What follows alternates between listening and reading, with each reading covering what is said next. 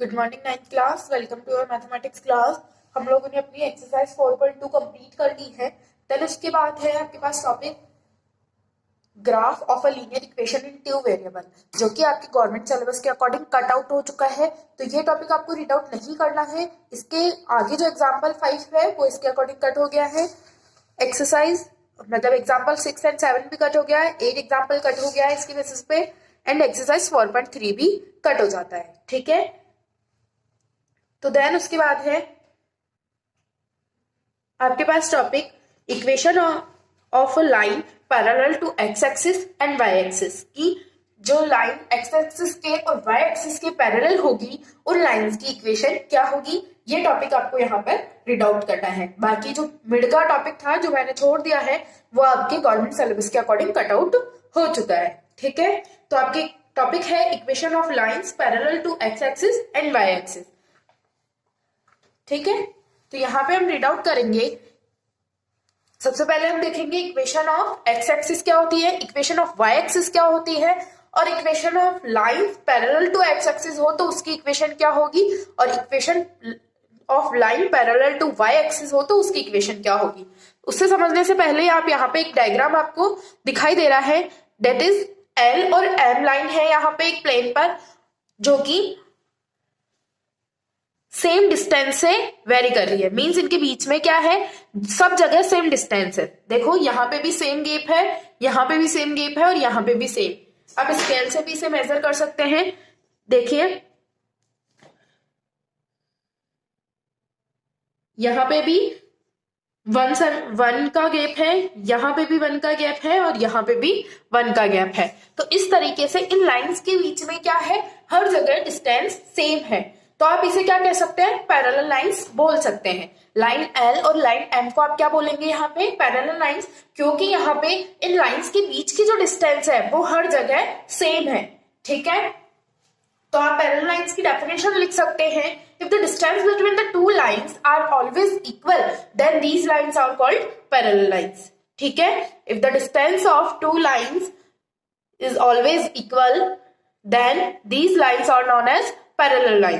तो यहाँ पे आप एग्जांपल दे सकते हैं लाइन एल और एम का, जिनके बीच में हर जगह क्या है, सेम डिस्टेंस है। ठीक है, तो इस तरीके से आप पैरेलल लाइंस को डिफाइन कर सकते हैं। ठीक है, देन उसके बाद देखते हैं कि x axis line parallel to x axis, इसका मीनिंग क्या होता है।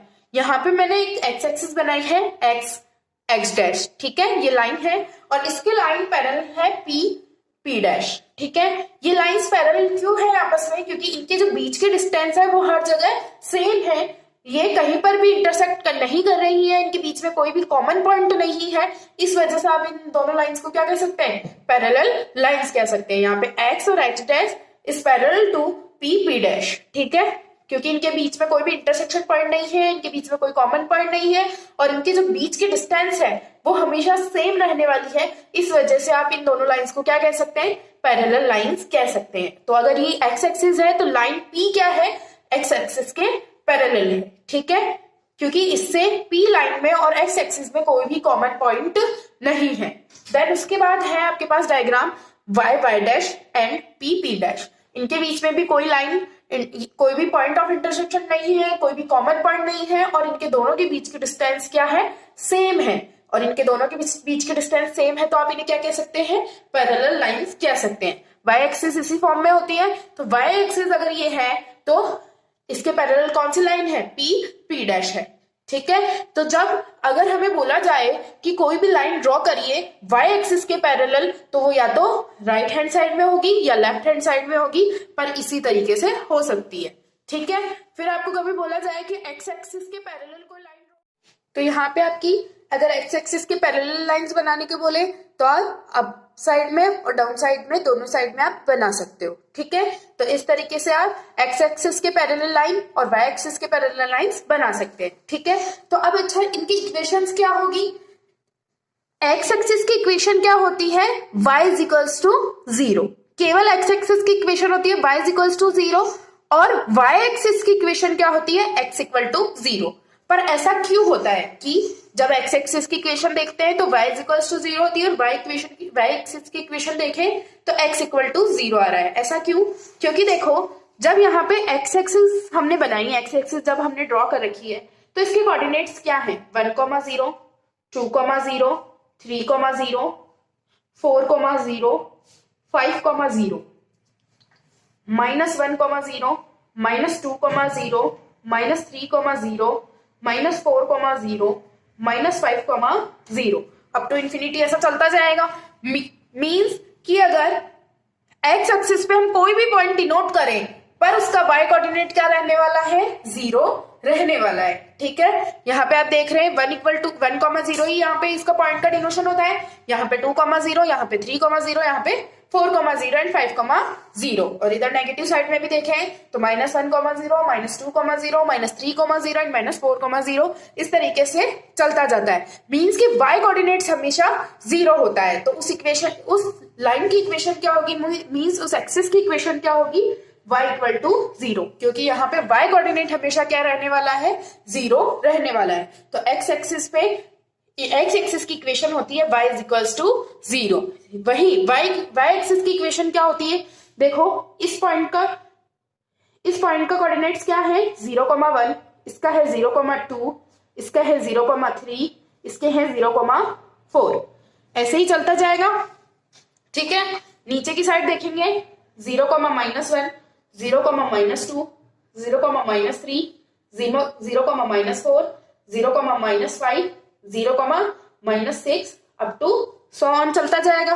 तो इस तरीके से इन कोऑर्डिनेट से आप क्या समझ सकते हैं कि अगर y एक्सिस पे कोई भी पॉइंट आप डिनोट करेंगे तो उसका x कोऑर्डिनेट क्या होगा? हमेशा 0 होगा। ठीक है, तो x इज इक्वल्स टू 0 होगा।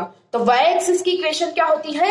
x इक्वल टू 0, और x एक्सिस की इक्वेशन क्या होती है? y equal to 0। I hope आपको ये इजीली समझ आया होगा। देन उसके बाद है, अगर कोई भी लाइन किसके पैरेलल हो? x एक्सिस के पैरेलल हो तो उसकी इक्वेशन होती है y is equals to a। ठीक है, कैसे होती है ये चीज हम देखते हैं।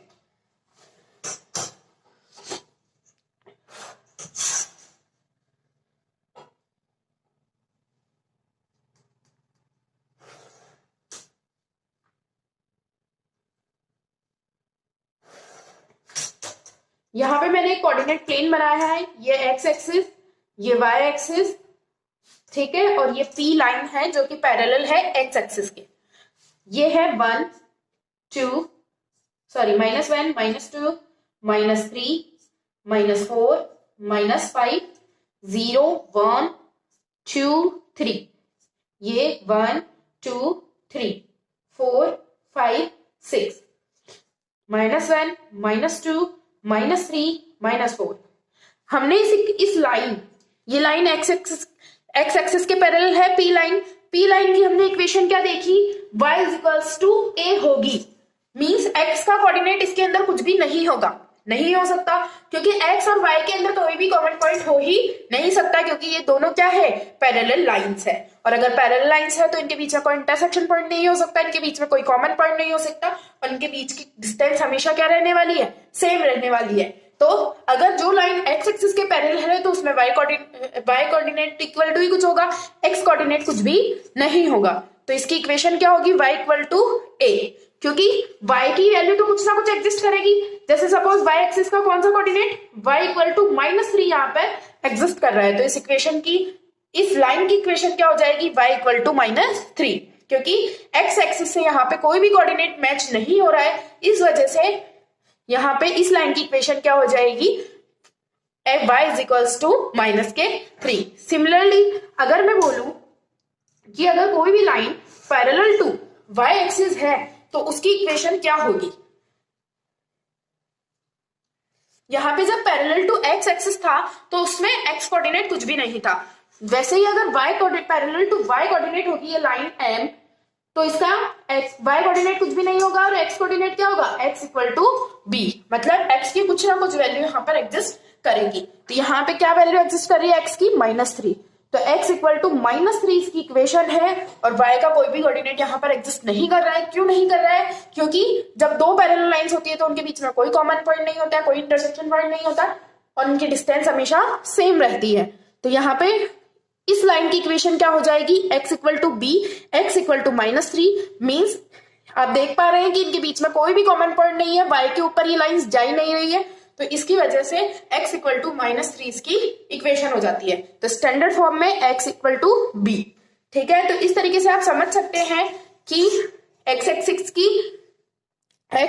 की इक्वेशन क्या होती है, y equals to 0, y axis की इक्वेशन होती है x equal to 0, line parallel to x axis की इक्वेशन होती है y is equals to a, line parallel to y axis की इक्वेशन होती है x इक्वल टू b। ठीक है, इस तरीके से आप समझ सकते हैं। इसके बाद में है आपके पास example number 9, solve the equation 2x is equals to x minus 3। तो सबसे पहले आप इक्वेशन को सॉल्व करेंगे, 2x minus 1 is equals to x minus 3। 2x, ये x इधर पॉजिटिव का है तो इधर आएगा तो नेगेटिव, तो -x, और ये -1 इधर नेगेटिव में है तो इधर आएगा तो पॉजिटिव, तो 1 माइनस 3 प्लस माइनस माइनस, तो 2 माइनस 1 1, तो x यहाँ पे बच गया आपके पास, बड़ा नंबर पॉजिटिव था तो पॉजिटिव का साइन यहाँ पे आ जाएगा, प्लस माइनस माइनस, तो 3 माइनस 1 2, और बड़ा नंबर किसका है, माइनस का, तो साइन माइनस का, तो x इक्वल टू -2 आपके पास एक यहां पर इक्वेशन मिल जाती है आपको। अच्छा, हमने क्या देखा था, x इक्वल टू बी किसकी इक्वेशन होती है, पैरेलल टू y एक्सिस। अगर कोई भी line parallel to y axis हो तो उसकी equation x equal to b होती है, तो ये इक्वेशन भी क्या है, पैरेलल टू y एक्सिस की है। ठीक है, तो इसे आप कैसे ड्रॉ करेंगे,